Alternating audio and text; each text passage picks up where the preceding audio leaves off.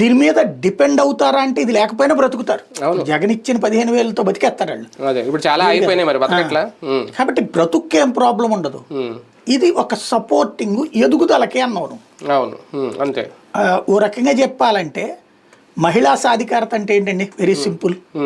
మొగుడి దగ్గర చేతులు చాచకుండా, తల్లిదండ్రుల దగ్గర చేతులు చాచకుండా, తమ చేతిలో కొంత స్తోమత ఉండటం, వీలుంటే ఒకరికి పెట్టగలగటం, లేదా తమ ఖర్చులు తమ భరించడం. అదే మహిళా సాధికారత అంటే. ఇంకేం లే. దాంట్లో ఎదిగే కొద్దీ స్టెప్. అందులో ఉద్దేశించిన పథకమే అప్పుడు వీళ్ళు చెప్పింది అదే పథకం. ఆయన ఏడాదికోసారి ఇస్తే వీళ్ళు నెలకోసారి ఇస్తారు. ఆయన ఒకళ్ళకి ఇస్తే ఈయన ఎంతమంది ఉంటే అంతమంది అన్నారు. అంతే కదా. వాళ్ళు ఇంట్లో ఒకళ్ళకే ఇచ్చారు, వీళ్ళు ఎంతమంది ఉంటే అంతమంది అన్నారు.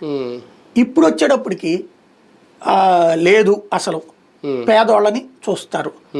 ఎవరు చూడాలి ఇప్పుడు? ఫర్ ఎగ్జాంపుల్ నా దగ్గర ఒక 2 లక్షలు 3 లక్షలు ఒక కుటుంబానికి ఖర్చు పెట్టగలను. ఇది తీసుకుని నువ్వు తినవయ్యా అని చెప్పడానికి ఏంటి?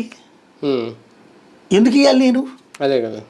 ఇప్పుడు నా దగ్గరికి ఎవరన్నా ఒక కుటుంబం ఇట్లా నేను చెప్పినటువంటి ఏదైనా చిన్న వ్యాపారం చేసుకుంటా అండి, మీరు కొద్దిగా తోడ్పడతారా అంటే నేను చేపిస్తా.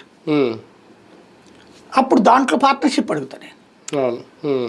నువ్వే మొత్తం చేసుకోవయ్యా. ఒకటి 50 అడగచ్చు, ఒకటి 70 అడగచ్చు. నువ్వు 30 తీసుకుని నాకు 70 ఇవ్వన్నాడు.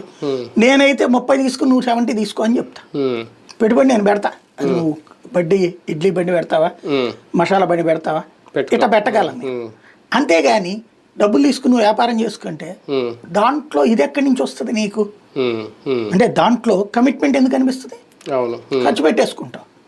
రెండవది దాన్ని ఏమంటారు, ఈ దత్తత తీసుకోవడం అంటే